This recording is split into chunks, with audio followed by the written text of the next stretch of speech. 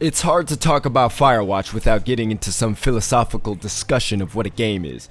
You've probably seen the trailers, and before you've watched this review, you've already decided if Firewatch is game enough for you. Fine. But let me inform you or remind you that this game was written by the guys who wrote Telltale's The Walking Dead.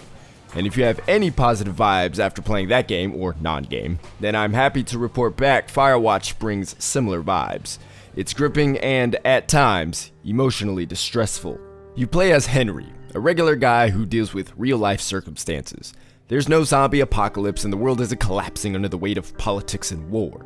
Henry's wife is sick, so sick that it breaks the fabric of his marriage. In response, he gets a job at a Wyoming national forest as a fire lookout. But Henry is you. The familiar dialogue style makes a return, and as soon as the game starts, you're making decisions as Henry.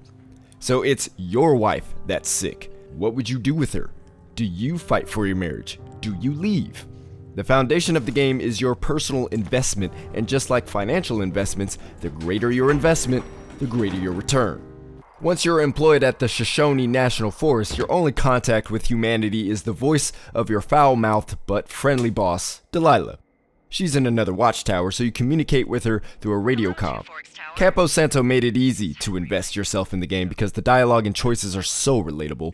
I could count on one hand how many choices felt contrived. Otherwise, there was a choice that resonated with me and my perspective. But you could also be the insensitive version of you or the goofy version of you. But you can be you. Your job as a fire lookout is to watch for fires and report suspicious activity. The game's timeline is marked by days, and from day one, there's activity, and you find it's activity that's creepier than expected in a quiet national forest. For example, 2 girls go missing, but you don't go to the ends of the earth to save them because this is a human game. Real people call it into authorities. Things do start to go off the rails eventually. Someone breaks into your watchtower, but you're not catapulted into find evildoer mode. Nope. It's tell your boss and call it into the authorities.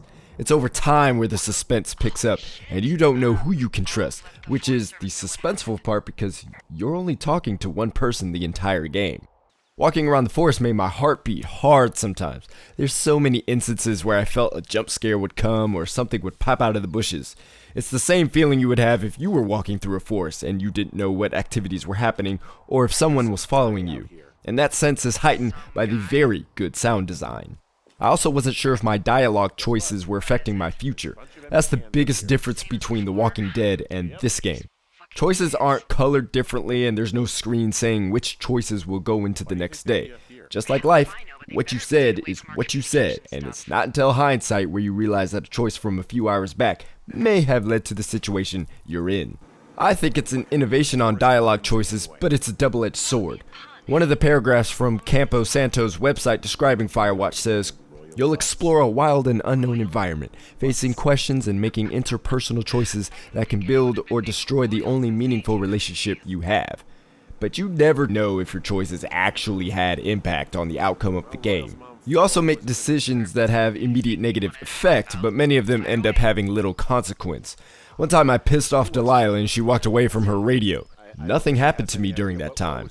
On one hand, I was relieved, which is a testament that Campo Santo had me in their world.